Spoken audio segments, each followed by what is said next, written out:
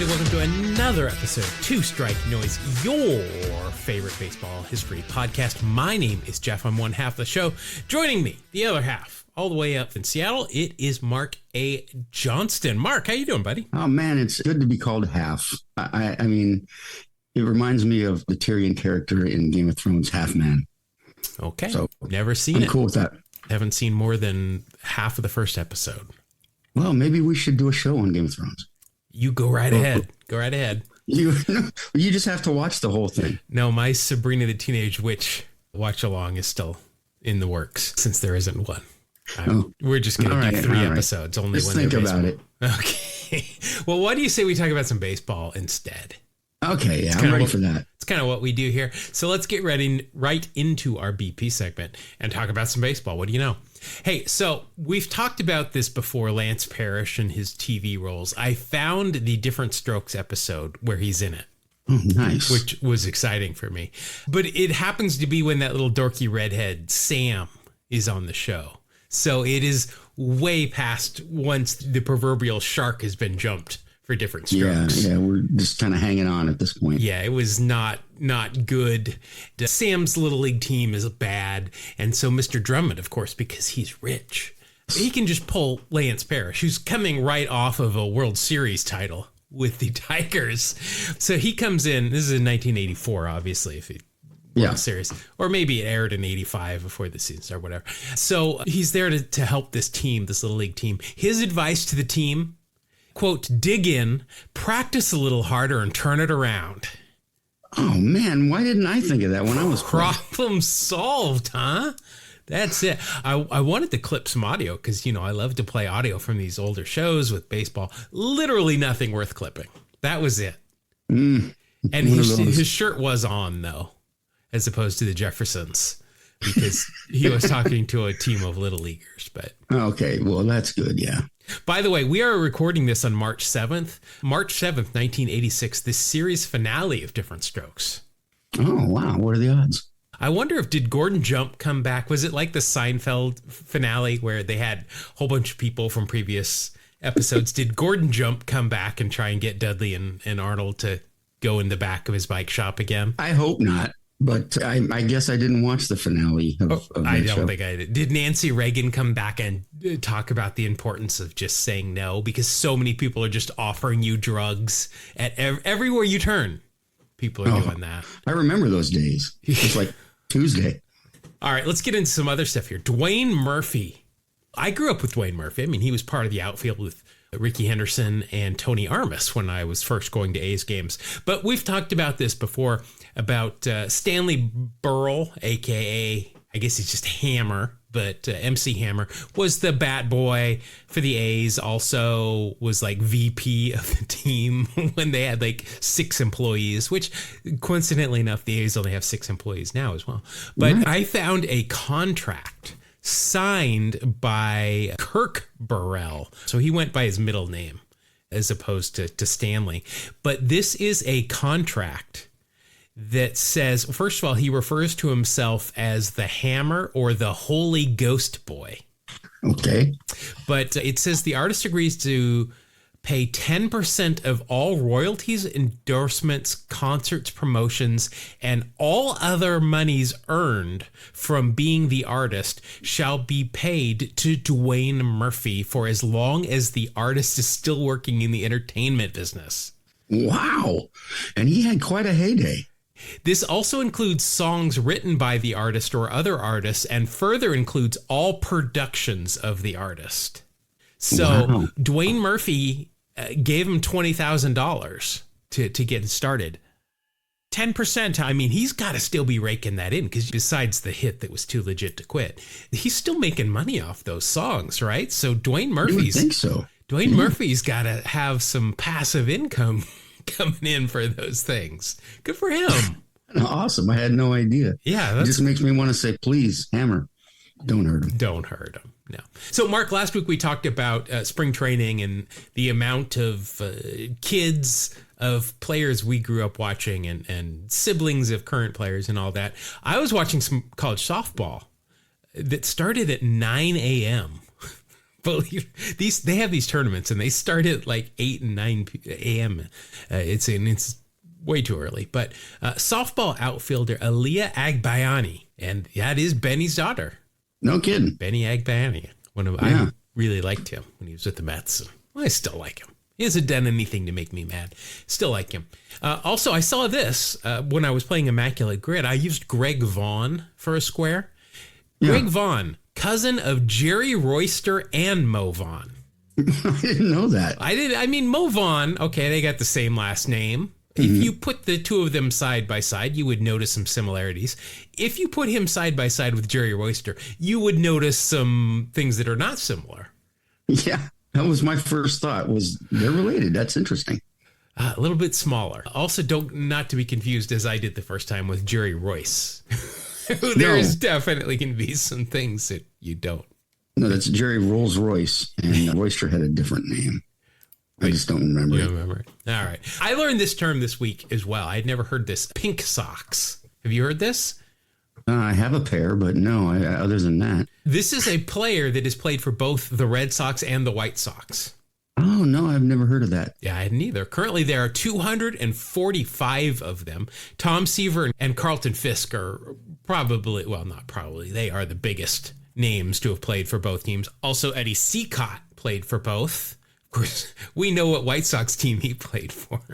Yeah, and that makes me assume that the Red Sox team he played for was before the White Sox, 1919. Yeah, the way that works. Wilbur Wood also, and of course Chris Sale, kind of the more recent one. But there's a lot of good names on this. There's a long list. Jose Canseco, I did not expect to see him, but yeah, he was there. Von Calderon, boy, he had good hair. He sure did. Good Jerry curl going on. Yeah, that was a great 80s head of hair right there. Yeah, he and Steve Jeltz really should have been in Coming to America in the Soul Glow commercials. And Ricky, oh my God, Ricky had it too. Juan Samuel, yeah. I remember Ricky had it because he had some longer hair when he was in New York like that. But then when he came back to Oakland, he got a flat top, as a lot of players did at that point. But it was still like Soul Glow-esque. The old Jerry curl. Boy, that was a big deal, man. That was. Did you All my friends had Jerry curl but me. Well, I went to school in Utah, so I had no friends that would have had Jerry curls, if you understand what that means. Another team that's going to get a new stadium, though they don't really need one, it sounds like, is the Kansas City Royals. Mm-hmm. And so George Brett, obviously, would he be referred to as Mr. Royal? Kind of like Alvin Davis or Tony Gwynn is Mr. I couldn't think of anyone else that would be. Yeah, I kind of think he is. But they ask him, hey, if they tear down Kauffman Stadium, or Royal Stadium, as he calls it here, what would you want something out of it? And this is his unique answer. And the thing about me, I grew up in locker rooms my whole life. And when I built this house, I have a urinal. In fact, we have 5 of them in this house. I'm going to exchange one, and I want to get a urinal out of Royal Stadium and put it in my house. That's the only thing I want. I don't want a seat. And I remember when they took down Yankee Stadium, a friend of mine was vice president of the Yankees back then, Arthur Richmond. And I called him. I said, Arthur, I'll pay for this. I want someone to go in there before they demolish that stadium and go get a urinal out of the Yankee Stadium locker room. The one that Babe Ruth went to the bathroom, and the one that Lou Gehrig, the one that Reggie. I want one of those in my house, and he couldn't get it for me. But how great would that be to have Babe Ruth's urinal in your house right now? Now, wow. Yeah. I guess I'd be showing that off to everyone, too. Well, now, first of all, beyond the fact that George Brett has 5 urinals in his house. That's amazing. I just want one. I mean, that would be nice to have. Oh, I don't know, a little bit too much splash for me. But does he think that the urinals have never been replaced in Yankee Stadium? Should I get the one Babe Ruth used? Goodness gracious! There was no advancement in toilet technology since when the Babe was, doing his business in the locker room. I mean, that stadium had got a huge remodel for Babe Ruth. I'm guessing that the same one is not in there still. The You could make a Monday Night Football stat out of that. Babe Ruth hit home runs 3 of the 4 nights he peed in the third urinal from the left. And we only used that one for big games, stuff like that. He saved it for big games. So I can't be the only one that when he started this, that I just played, that I was thinking, hey, I want the seat that my home run hit with the, the Pine Tar home run. I want that seat. But no, he wants a urinal. Well, different strokes for different folks, I guess so. Apparently he collects them if he's got that many. Yeah, he's a collector. Let's see here. Some minor league uniform news. A lot of major league uniform news, but this is a minor league one. There is an oat milk company called Oatly. And apparently they have a deal with Major League Baseball. And this is one of the things that kind of gets swept under the rug when MLB took over all the minor league teams, is that they can order everybody in minor league baseball to do things such as you're going to wear a sponsored uniform one game next year that is going, and your team name is going to change also as well. Right. And you can't do anything about it. So at one point during a specific time period this season in the minor leagues, every team will at one point be called the Malamo Oat Milkers or Malmo. This is a Swedish, and I have Swedish heritage, and I can pronounce everything at IKEA beautifully, but I cannot pronounce this. Malmo Oat Milkers. And they're all going to have the same uniform. So obviously the home and the away team can't wear them on the same day. And I'm assuming you need to wear this at home. But you can see there are pictures of this uniform online. And they're unique. I'll say that. They're black and white. They're just, and a little bit of pink, I guess. Sounds interesting. Did you say the Oat Milkers? Oat Milkers, yep. Okay. Now, if they don't, okay, so we've talked about this before. Remember, you don't see it anymore where before the game, each team sends some guys out and they have a couple of cows there and you milk them and see who can milk the most in a certain time period, right? Right. That's gone the way of the dodo. If they do not bring out oat and make somebody try and squeeze some oat milk out of these things, I don't know what they're doing. That's just, I would actually pay a little extra to see to get a close seat. Yeah. Well, again, I got to talk about the splash zone. Do you want oat milk on you? Better than a urinal. You're the one that wanted a urinal. I guess if I would want a trough like they have at the Coliseum. Oh, the old troughs, like from the Kingdom. Well, no, the Coliseum still has them. I mean, that's one of the things. They still have those. Let's see. Bob Melvin. I don't know how he's kind of walked this back a little bit. And I like Bob Melvin, but this is the epitome of boomerish here.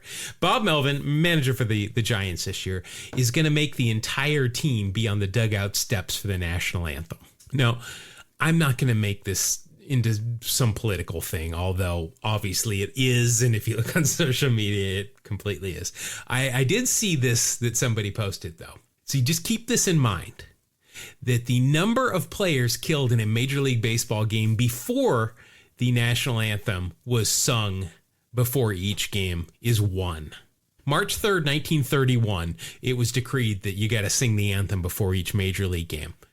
Before that, one guy had been killed in Major League Baseball. Number of players killed since this was implemented, 0. So the singing the national anthem is keeping baseball players alive. Apparently. Definitely. I mean, that is causation. That's a 100% cut in the number of Major League Baseball players that died since they started doing that. All right, Mark, this is show number 243. Do you have your 243 fact? Yeah, I got that somewhere. Let me see here.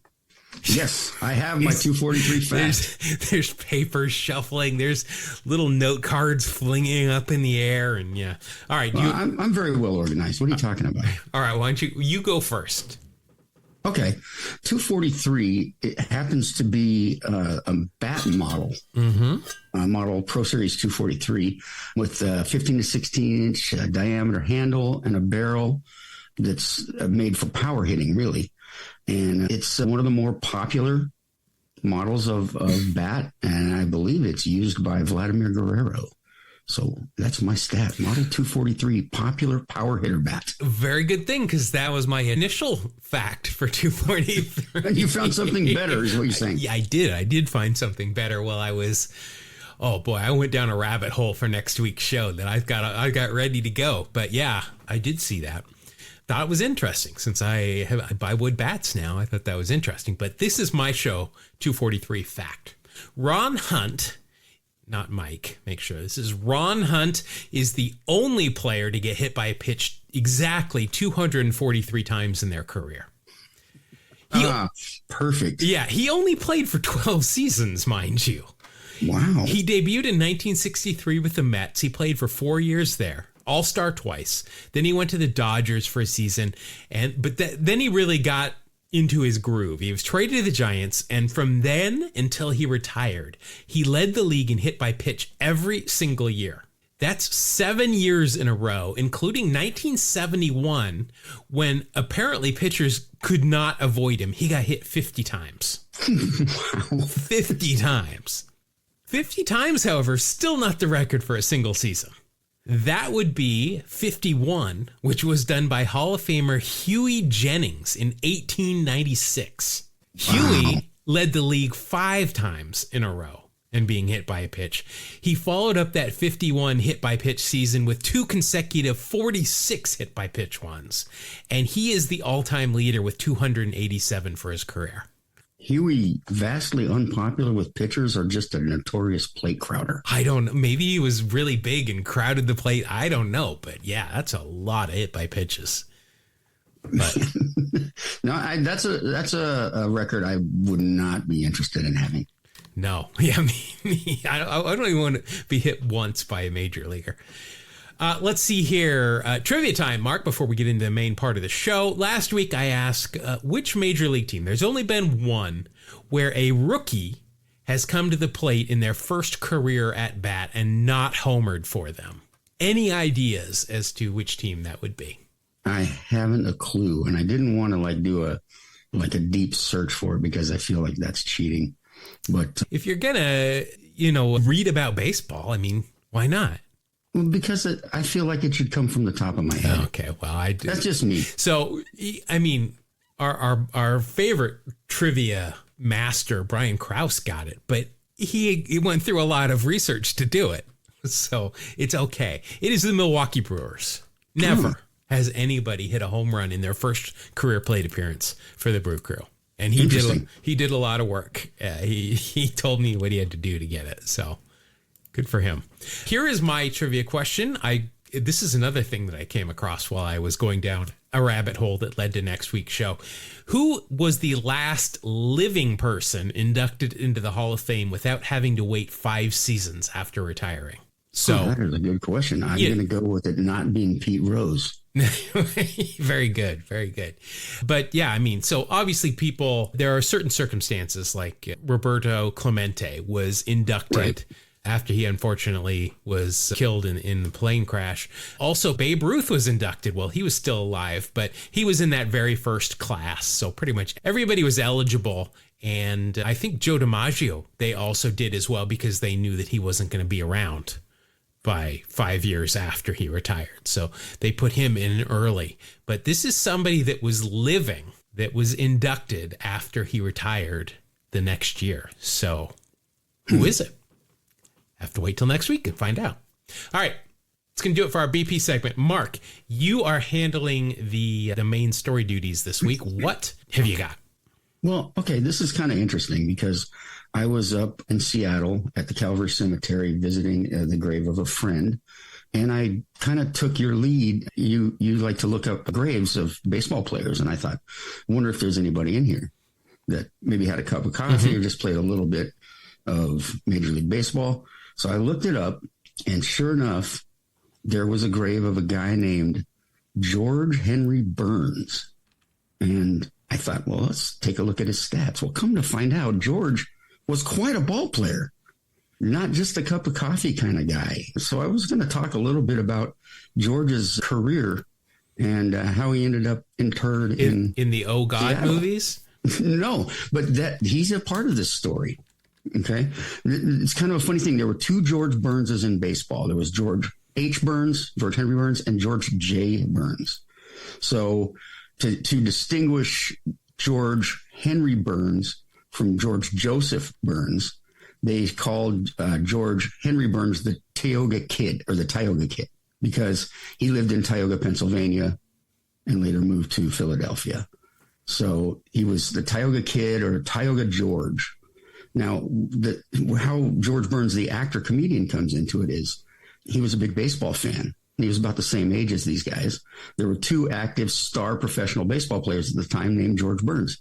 So he was actually born Nathan Birnbaum, but he took the name George Burns because he liked the baseball players. Oh, really? Yeah. And the guy that he took the name from is buried in Seattle. So I started doing a little more research into him, and I'll tell you what, I'm kind of embarrassed that I hadn't heard of this guy, because he was pretty darn good. First baseman, didn't hit a lot of home runs, line drive hitter, a lot of doubles. And I found in one site I looked up said he was very solid defensively, and then another site talked about how he led the league in errors a few seasons. So I'm not sure what to think about that. He actually hit 300 or better in all but one of his full seasons between 1918 and 1927. Nice long career in the bigs. So George was playing for the Detroit Tigers. He played for them from 1914 to 1917. Huey Jennings. Hey. Yeah. That Huey, the hit by pitch guy. That's right. He was the manager. And he decided that George was going to be his everyday first baseman. George hit .291 his rookie year and played alongside some players you may have heard of: Ty Cobb, Sam Crawford, Henry Heilman. You know, being the first baseman on that team had to have been pretty cool. Ty Cobb kind of took Burns under his arm and taught him about hitting and gave him all kinds of pointers and you know, just kind of took care of him. Quote from George said, "The little tricks and details of batting which Cobb taught me enabled me to get hits which I otherwise wouldn't have made all the way through my career." And he said, "For a while, I even used Cobb's type of bat. Later, I switched to a longer and heavier bat." So he not only played with Cobb, but he was kind of Cobb's boy, which was pretty cool. His rookie year, he did hit a home run off of Eddie Plank and got 6 hits in the series against Plank's team. And that year, he did lead the league in errors with 30. So at first, at first, he led the league in errors for 4 seasons. So defensive first baseman, I'm not really sure where that came from, but it did say that on one of the sites I looked up. Interesting story that happened in August of 1915. Burns came up to the plate, scoreless tie in the 7th inning against Dutch Leonard, another player he played against, just happened to have a great name. Counts full. Burns fouls a pitch off into the grandstand, and people are trying to get the ball, a mad dash. And the next pitch was ball 4. And so George was taking his base, and more commotion started coming from where the foul ball had gone. So they look up there. Somebody yells, "There's a man on fire here." So sure enough, what happened was the ball hit a fan who had a book of matches in his coat pocket and set the matches on fire. Smoke was coming out of the coat, and the fan was trying to free himself from the garment when a vendor decided to take a soda pop and pour it onto the man and put out the fire. Where there's smoke, there's fire, my friend, even on a walk. Good thing they didn't have vendors selling like hot grease. But I mean, come on. He struck a match that started this guy on fire. I'm telling you, this George guy had a heck of a career. He had some crazy stuff happen. George went to the Philadelphia Athletics in 1918, and he hit .352, finished second in the American League in batting next to, of course, Ty Cobb, who hit .382.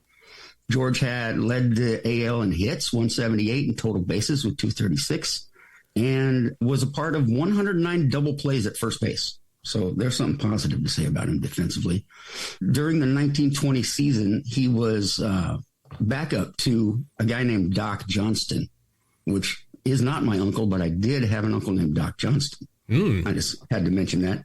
Tris Speaker was the player manager back then, and he decided to platoon the two.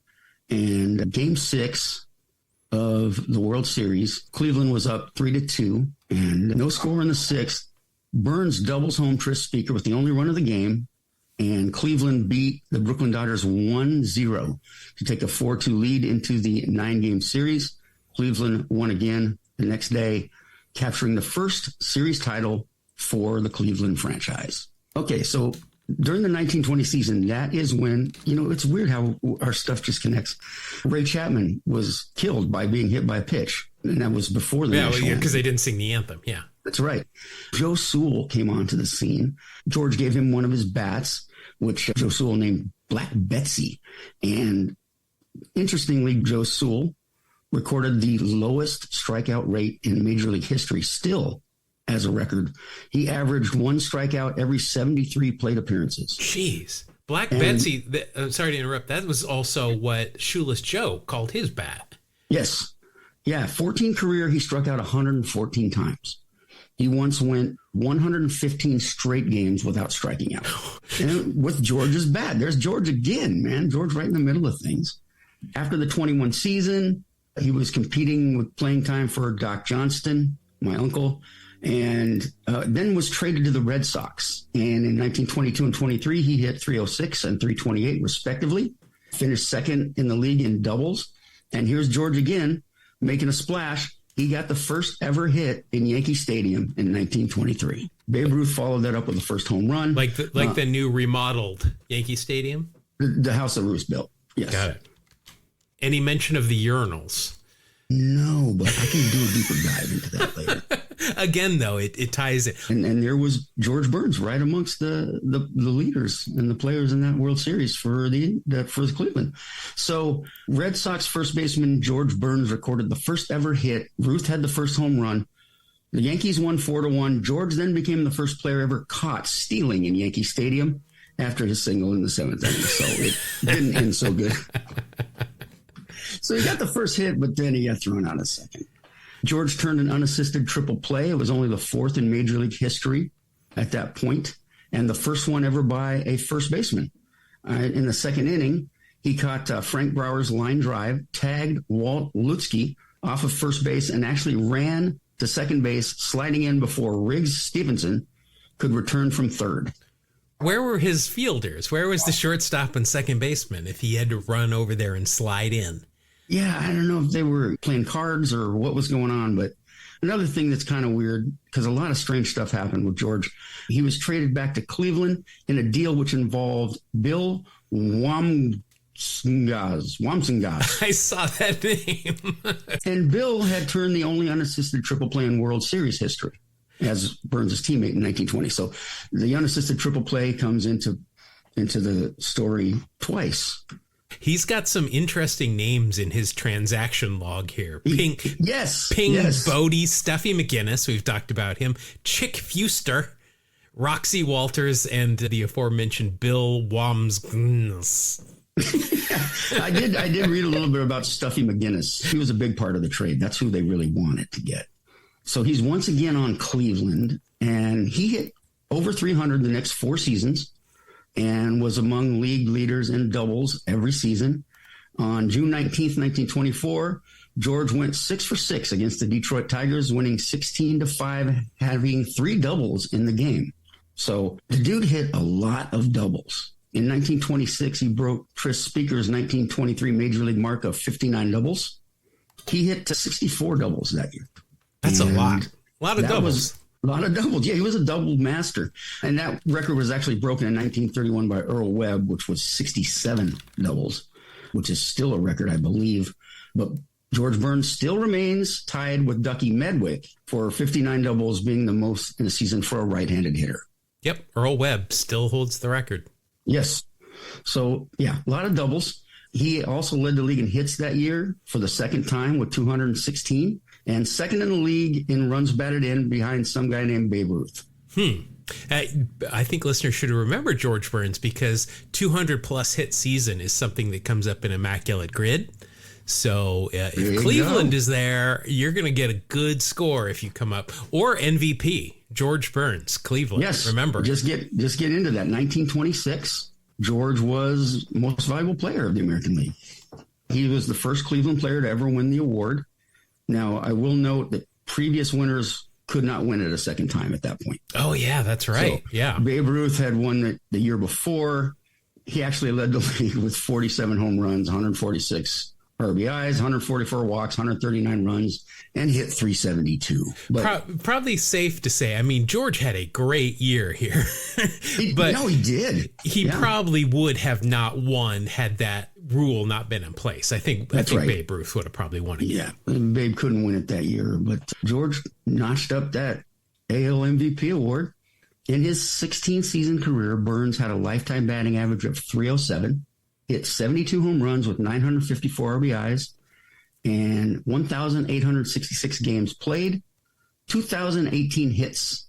And he at that time trailed only Nap Lajoie and Harry Heilman in AL history among right-handed hitters. His 444 career doubles ranked 8th in Major League history among right-handers and 5th among AL players. And here we go again with hit by a pitch. He was hit by a pitch 110 times. At that time, he was second only to Kid Elberfeld. And he led the league in hit by pitch 3 times. Yep. George, I don't know if he was a plate crowder or what, but we've established his defense was questionable. After the Major League career, he actually went on to be a player manager in the Pacific Coast League, managed and played in the Pacific Northwest. And when he retired, he became a deputy sheriff in the Seattle area, King County deputy sheriff. Retired in 1967. He was adamant that he belonged in the National Baseball Hall of Fame. There actually was a movement back then in the early 70s to get George into the Hall. A lot of friends, a lot of former players speaking up for him. Did the actor George Burns weigh in on this at any point? Not that I could find. No. Burns said in 74, I want to get in before I die, but it did not happen. George passed away after an 8-year battle with cancer on January 7th, 1978 in Kirkland, Washington. And that was the grave I found the other day. Very nice. That's incredible. I don't know that I've heard of this George Burns. Right? I was the same thing. I'm like, well, let's look him up. And I'm reading all this AL MVP and stuff. Whoa, hold on. How have I not heard of this guy? Seattle's own, you know? So, yeah, it was interesting. I visited his grave, and I didn't know anything about him. And now you do. I want to go back up and leave a baseball on there instead of flowers. So I was looking up Stuffy McGinnis's numbers involved in that trade with George Burns. Both first basemen, their careers are almost identical. Their numbers are so similar. They basically had the same career. Stuffy might have been probably a better defensive first baseman. It's probably what it was. Stuffy also won 5 World Series. Stuffy had the better name, too. Yeah. I mean, you got to love a guy named Stuffy. Isn't that one of the 7 dwarves? No, maybe not. Well, it's funny because Stuffy McGinnis, his full name is John Phelan McGinnis. He's listed as Stuffy McGinnis, but then in nicknames it says Jack. So I don't know. McGinnis, he needs a nickname, man. You can't just call him Stuffy. How about Jack? I don't know how that works, but Stuffy McGinnis, likewise, not in the Hall of Fame. Looking at George's numbers, the Hall of Very Good for sure. I'm not sure that he's a Hall of Famer. But I agree. I don't think he's quite a Hall of Famer, but he did have a very interesting and a very solid career. Well, that is very cool. Nice story.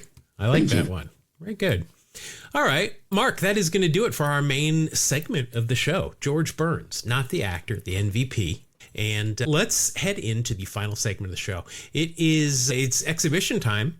We're doing something a little bit different here. Got some feedback. It was positive feedback, which I like. And, being on the internet, that doesn't happen very often. So very happy with that. But let's get into the final segment of the show.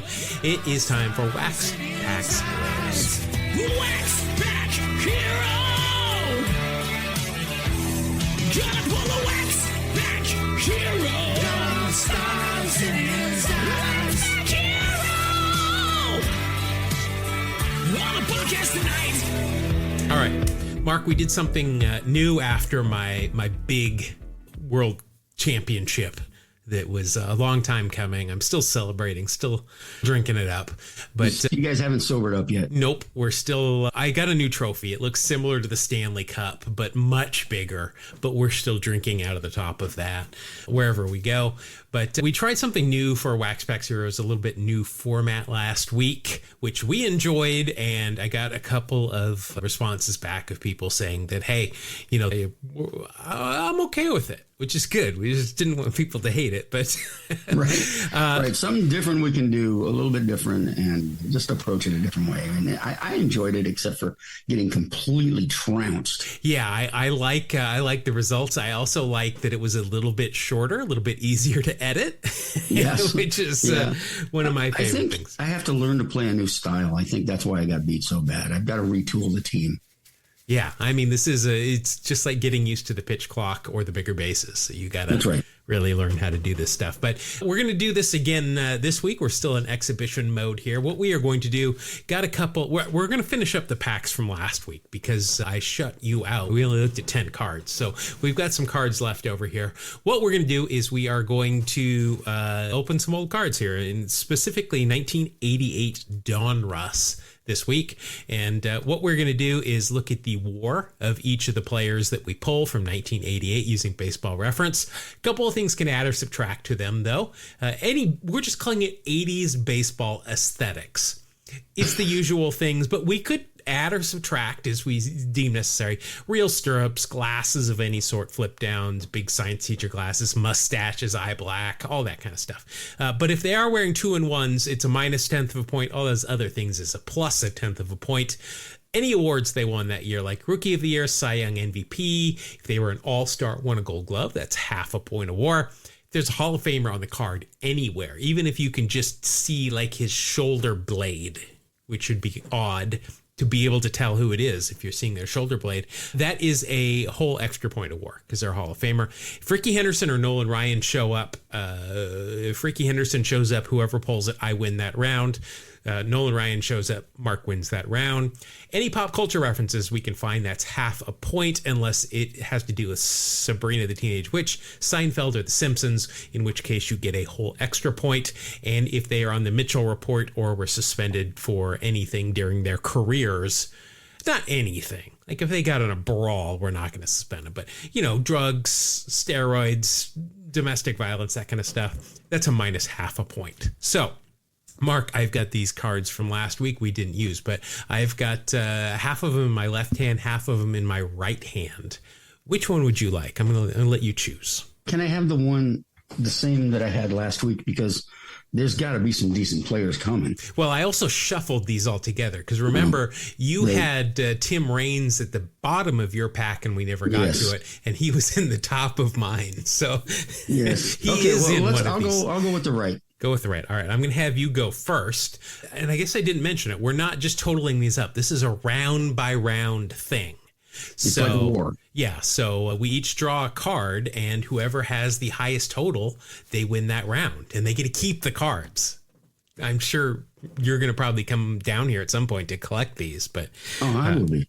Anyway, so Mark, I sent you a picture of this card because it was in the pack last week. Yes. I got to get this bad boy graded. This is a parallelogram.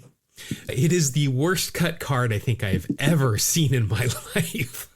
But it is a pitcher for the Philadelphia Phillies. It is Michael Jackson. Yeah, I would call it a bit off center. Yeah, it is. It's more of the design in the back than it is the actual picture of the Philly pitcher here. Michael Jackson, I remember him mainly for the Mariners. Let's see, 17. Wow, he is a right-hander, and he 17 years in the big leagues. Good for him. 5 with the Mariners, 3 with the Giants and Cleveland, 2 with Philly, and then a little stint with Minnesota, Cincinnati, Houston, and the White Sox.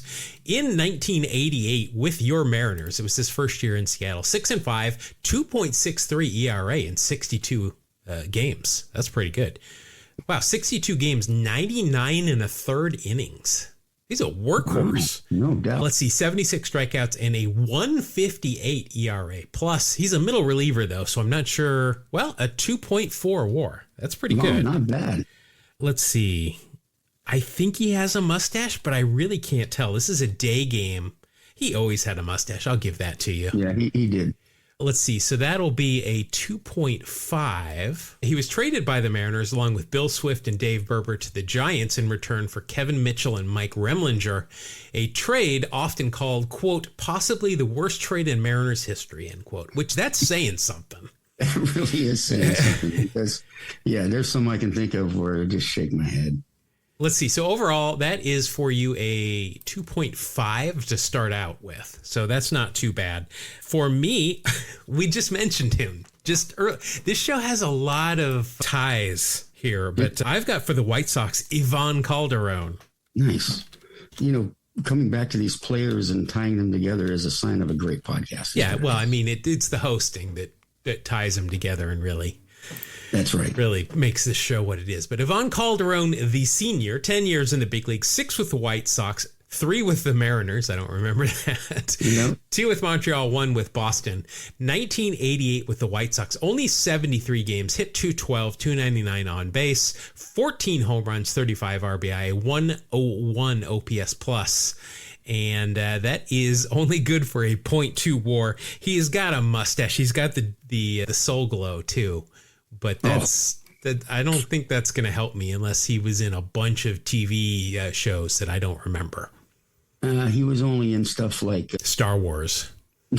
No, I'm thinking America's Most Wanted, or in his case, Puerto Rico's Most Wanted. Oh, you must be reading ahead then. I did want to mention that he was traded by the White Sox to the Expos for Tim Raines in 1990. Can't go wrong if you're doing that. Oh, wow. I see what you're saying. You're killed in a shooting in Puerto Rico in 2003. Wow.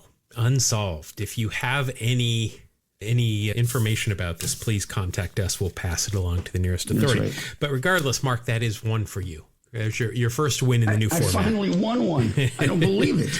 All right. Now, this, you might get extra points because you have drawn a card of somebody that we have had on this show before. Nice. It is pitcher for the San Francisco Giants, Dave Dravecky. That's one of my favorite interviews. Yeah, it was so great. I mean, we honestly had to say goodbye to him. Like, he was just, he just kept wanting to talk. A great guy. We really he was fantastic. Appreciative. And he got good stories. Yeah, very appreciative that he agreed to talk with us and then just kept giving us more and more. Of course, I think of him as a Giant because he was in that 89 World Series against my guys. Right. Well, he wasn't in it. He was in the dugout. But let's see. Dave Dravecky, overall, only 8 years in the big leagues. Of course, career cut short because of the cancer. It was cancer in his arm, right? It was, yes. And his left arm had to be amputated. And yeah, of course, he was injured, came back, and hurt himself on the mound. And I think it was his first or second start back. It looks like he appeared in 2 games, so it must have been his second. But overall, 8 years in the big league, 6 for the Padres, 3 for the Giants. 1988 was his first year that he was really hurt. Retired after the next year. Appeared in 7 games, 7 starts, 2-2 record, 3.16 ERA, 37 innings pitched, and 19 strikeouts, a 105 ERA plus, and that is good for a WAR of -0.1. Rough year. Yeah, but I mean, he was above average. I mean, he was actually right on average there with that. But I believe I'm going to get some pop culture points. Yeah, you're going to get some pop culture points. I mean, there was actually a couple of books written about him, including one that he's written. And there is a song entitled Dave Dravecky as part of an album called 9 Innings by the indie folk artist Cousin Wolf. Cousin Wolf of the Addams Family. So -0.1, you get the 0.5 there. So that'll be a positive 0.4. That's something at least. I think, I think I got to give you a half a point for a former guest. So that's fair. All right. So that'll be a 0.9. I don't think it matters. I think you're going to beat me anyway, because I've got pitcher for the Tigers, Eric King. Eric King. I think I got a few of those commons. Of course, if he is more than a 0.4, I'm going to subtract the former guest. Right. Of course. Points from. Eric King, known for one big thing. He gave up Ken Griffey Jr.'s first career Major League home run. Oh, how about that? All right. Well, let's see here. In 1988 with the Tigers, he has 7 years in the big leagues, by the way. 4 with the Tigers, 2 with the White Sox, 1 with Cleveland. 1988, he went 4-1 with a 3.41 ERA, 68 2/3 innings, 45 strikeouts, a 1.13 ERA plus, and that is a WAR of 1.0. Oh wow! So as long as he has not been suspended for anything. I don't believe so. No. Oh, wait, no. Dave Dravecky has got real stirrups on. Oh, look at that. So that would push you to a 1.0, right? Which is what I am at currently. Let's see. During his career, he was traded by the Giants with Matt Noakes to the Tigers for Juan Berenguer, Senior Smoke, and Bob Melvin. Wow. Do I get an extra point because Senior Smoke was involved in a transaction? I don't believe that's one of the reasons for getting extra points. Isn't that an 80s aesthetic? He did throw a complete game shutout against the Mariners. Well, I mean, that's not... 89. A lot of people have done that. Yeah, that's not really something that you can hang your hat on. All right. Well, I think this is going to be a tie. I don't... There's nothing... So, per the rules of the card game war, we have to deal out the next card, and winner gets both. Well, we're workshopping this, so I'm just going to set those two to the side. You're currently up 1-0. We'll just move on and see how we go. Okay? Okay. All right. Well, you're going to get some pop culture points here because of some recent knowledge that I have unearthed. I think I've even mentioned it before. But here is a pitcher for the Orioles, Jeff Ballard. Oh, yes. All right. Let's see. Jeff Ballard, 7 years in the big leagues, 5 with Baltimore, 2 with the Bucks. 1988 with Baltimore, 8-12 with a 4.40 ERA. 153 innings, 41 strikeouts, an 89 ERA plus, and a WAR of positive 0.9. Nothing else on this card is going to help you out. But when we look at his pop culture here, yes, he was in the background on TV of several TV shows. I've mentioned this. It's the same clip. They've erased all the logos and stuff, so it's safe to be used in the background. He's been in Breaking Bad, The Office, and in an episode of Seinfeld. That's the important one. Yeah, so that one is going to hurt me. So that bumps you up to 1.9. That's a good card. Absolutely. All right. My card is catcher for your Seattle Mariners. It's Scott Bradley. I remember Scott very well. Let's see. Scott Bradley, head coach right now of the Princeton University baseball team. Nice. He did not go to, I just assumed that he went to Princeton, but he went to UNC. But good for him. Let's see. 9 years in the big league, 7 with the Mariners. And then the other 2 years he split between the Yankees, the Reds, and the White Sox. 1988 with the Mariners, 103 games. He hit 257, 295 on base. That's not good. 4 home runs, 33 RBI, 17 walks, 16 strikeouts. Wow. Compare that to another Mariners catcher that just retired yesterday in Mike Zunino. Oh, goodness. Yeah, we looked at those numbers. Yeah. For his career, Scott Bradley struck out 110 times in 9 years, mind you, and walked 104 times. His high, he struck out in 1989 23 times. He appeared in 103 games. That's pretty impressive. That is very good. Yeah. I'm not sure it's going to help me a whole lot, though. Overall, a 0.6 WAR. Oh, he was at one point traded for Ivan Calderon. There you go again. This show is, it's kind of weird. Almost creepy. Creepy. Well, I mean, that describes the hosts more than anything. Is what this is true. Told. Nothing else besides the Princeton thing. So that is not going to help me. And you're gonna win round 2. I think you knew you were going to win, and that's why you wanted the war thing. Yes, because I can see the cards. All right, this is a good card right here for you. You're up 2-0. It is with Cleveland here. It is the ageless wonder, Julio Franco. Played until he was 132. He's still playing somewhere. It probably is. Let's see, Julio Franco, 23 years in the big leagues. Cleveland, Atlanta, Texas, the Mets, Tampa, Philadelphia, the White Sox, and Milwaukee. let's see, overall in 1988 with Cleveland, it was his last year in this stint in Cleveland, 152 games, 303 average. Wow. 361 on base, 10 home runs, 54 RBI, 25 stolen bases, and a 114 OPS plus.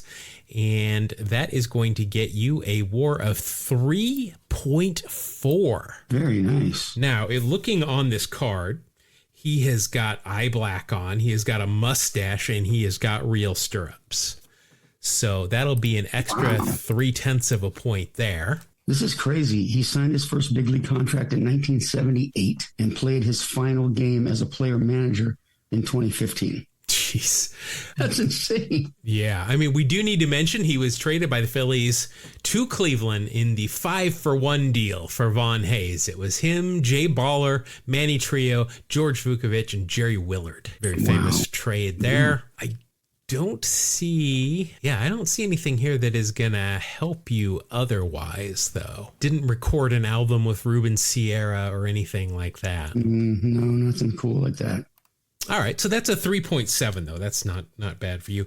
And so we know that there's one Hall of Famer because there were two of them in a pack, so we didn't get to yours last week. I have once again drawn the incomparable, well, he's comparable because there's Ricky Henderson. Tim Raines. Rock. Yeah, I'm not sure we're going to need to go much further. No. I'm not sure we're going to need to go too much farther here. Let's see, 1988. We went through these numbers last week.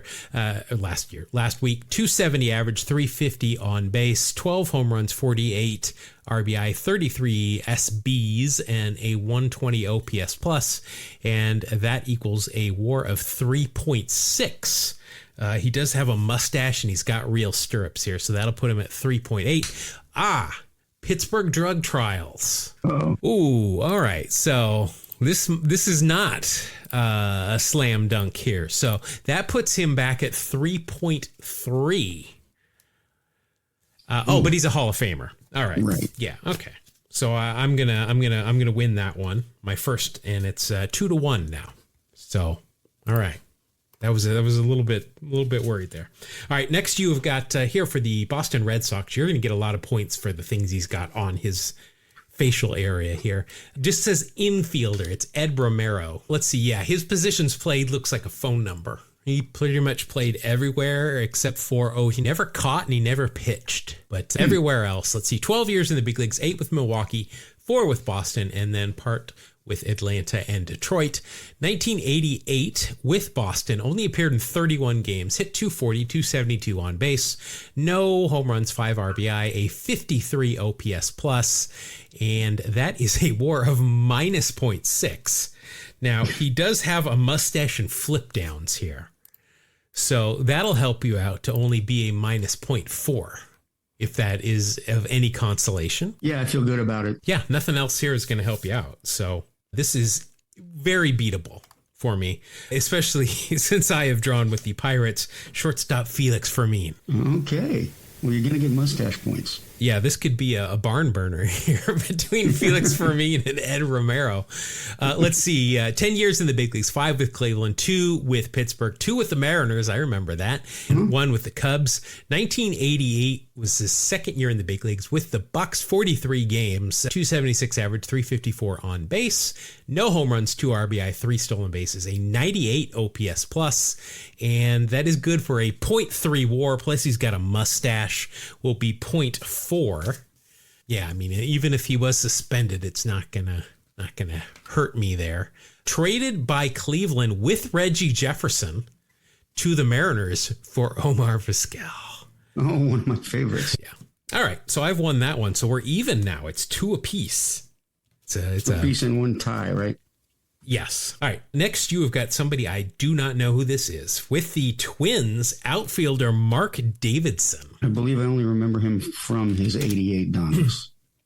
Now, this is not the guy that hosted Hollywood Squares, right? That was John Davidson. Pretty sure it's not. Yeah, okay, let's see. Overall, 6 years in the big leagues, 3 with Minnesota, 3 with Houston. 1988 with Minnesota, appeared in 100 games. Played all over the outfield, hit 217, 288 on base, 1 home run, 10 RBI, 67 OPS plus, and a WAR of a positive 0.4. Nothing on this card is going to help you out there. I'm sure he has a big catalog of pop culture references, but no, he doesn't. Huh, shocking. All right, so you're going to end up at 0.4, and I have got pitcher for Atlanta, Pete Smith. Not Zane, but Pete. Pete. Let's see. Overall, 11 years in the big leagues, 7 with Atlanta, 2 with the Dads, 1 with the Mets, 1 with the Reds, 1 with the O's. 1988 with Atlanta. He went 7-15 with a 3.69 ERA. 1988. They were just about to be good, but no, they weren't good at all there. 195 innings pitched, 124 strikeouts, a 100 even ERA plus, exactly league average, 3.3 WAR. I think I can go ahead and chalk this one up for a win. Yep. All right, 3-2. I've made a comeback. Don't call it a comeback. Well, I'm going to win this one. You've been here for years. I'm going to win this one. Now, I did legitimately shuffle these. You have catcher for the Red Sox, Rich Gedman. Oh, Rich Gedman. Played for like over a decade, I think. Let's see, 13 years, 11 with Boston, 2 with the Cards, 1 with the Stros. 1988 with Boston, 95 games, 231 average, 279 on base, 9 home runs, 39 RBI, and a 77 OPS plus. And that is good for a WAR of 1.0. Oh, okay. He's a catcher. Come on, he's got to have some more worth than a replacement. Let's see. Wow, he was one of the guys that was colluded against in 1987. You don't think of Rich Gedman as being... So he saw some money in that lawsuit. See, 2-time All-Star, Rookie of the Year, Sporting News Rookie of the Year. Not caught Dennis Eckersley's one-hitter in 1980. But beyond that, nothing else there. So that's going to be a 1.0 for you. Now, I have got, for the Mets here, I've got Darryl Strawberry. So, yes, you're going to get the drugs, but you're also going to get the Simpsons. Yep. And I think it's pretty safe to say I've put this round away. Yeah, it sounds like it. Let's see. So that gives me 4-2. So it's getting... Got a bunch of big comeback here. Getting down to it. You have got here for the Texas Rangers shortstop Scott Fletcher. Is he what we call a light-hitting shortstop?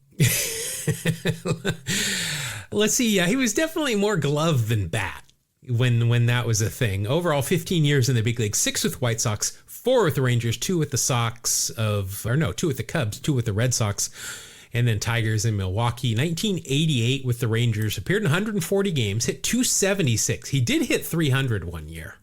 Oh, okay. A career 262 average, so just about average. 364 on base, no home runs, 47 RBI, 8 stolen bases, 5 caught stealing. Wow. That's not a good. Overall, 99 for his career, stolen bases, 58 caught stealing. Well, I hope those were a lot of broken hit and runs that he got nailed on. Otherwise, that's irresponsible. 94 OPS plus, and that will equal a WAR of 4.1. Okay, I'm sorry I made fun of him. That utility, well, I guess, no, he only played shortstop this year. That defense is obviously pretty good. Drafted in the first round 3 different times. First of all, by the A's in 78 in the January draft. Then later that year by the Astros. And then the next year by the Cubs, where he finally signed. How about this for a pop culture reference? George W. Bush named his dog Spot Fletcher after Fletcher. Oh, that's right. Yeah, I remember that. That will he be. Was the owner of the Rangers. Yeah. We'll get to that. That'll definitely help you. 89 traded with Wilson Alvarez and Sammy Sosa by the Rangers to the White Sox for Harold Baines and Fred Manrique. Oh, wow. A lot of names. Let's see. Yeah, you're definitely going to get a pop culture reference there for the White House pet. So that'll be a 4.6 for you. And I have got, at this point, future nasty boy, Randy Myers with the Mets. So, I'm going to get Reds hot points right off the bat there. For sure, yeah. Let's see. Randall Myers, 14 years in the big leagues, 5 with the Mets, 3 with the Cubs, 2 with the Dads, 2 with the Reds, 2 with the O's, and 1 with Toronto. 1988 with the Mets, went 7-3 with a 1.72 ERA. 55 games, 68 innings, 69 strikeouts, a 188 ERA plus. And that is good for a WAR of 2.8. I'm not going to be able to catch it here. The Reds hot will make it a 3.3. And I'm still 1.3 behind you. How about a Wheaties box? Well, I mean, even that's not going to help me. Yeah. You know what I remember most about Randy Myers, and this is kind of a sad story. In '98, he was getting traded to the Atlanta Braves, and the Padres didn't want him to go there, so they claimed him on waivers. And what they normally did back then was they would just take the player back off of waivers, and no one would have to worry about it. They already had Trevor Hoffman. They already had a closer. And they put a waiver claim on to keep him from going to Atlanta, and they expected the Blue Jays to take back their waiver claim. The Blue Jays said, nah, he's yours. You can have him. Yep. He was making $12 million with 2 additional years on his contract. Good. Hey, it's good work if you can get it. Absolutely. The Blue Jays went, forget about what people used to do. He's yours. Yeah, well, that's part of the danger back when that was the thing of putting him on waivers, is you had to then make a decision. All right, it's 4-3, Mark. We're getting down to it here. Your card is outfielder for the Phillies, Keith Hughes. I cannot say I remember Keith Hughes. I can't either, but he spent 4 years in the big leagues, one with the Mets. Well, one apiece for the Mets, Reds, Phillies, Yankees, and Orioles. Split. Well, no, just a full season with each of them. 1988 with Baltimore. Appeared in 41 games, hit 194 with a 294 on base, 2 home runs, 14 RBI, and a 76 OPS plus. And that is a WAR of minus 0.6. Nothing on this card is going to help you out. Oh, he was traded with Rick Shue at one point, so that's exciting for me. Yes. I love that. It's just such a great baseball card.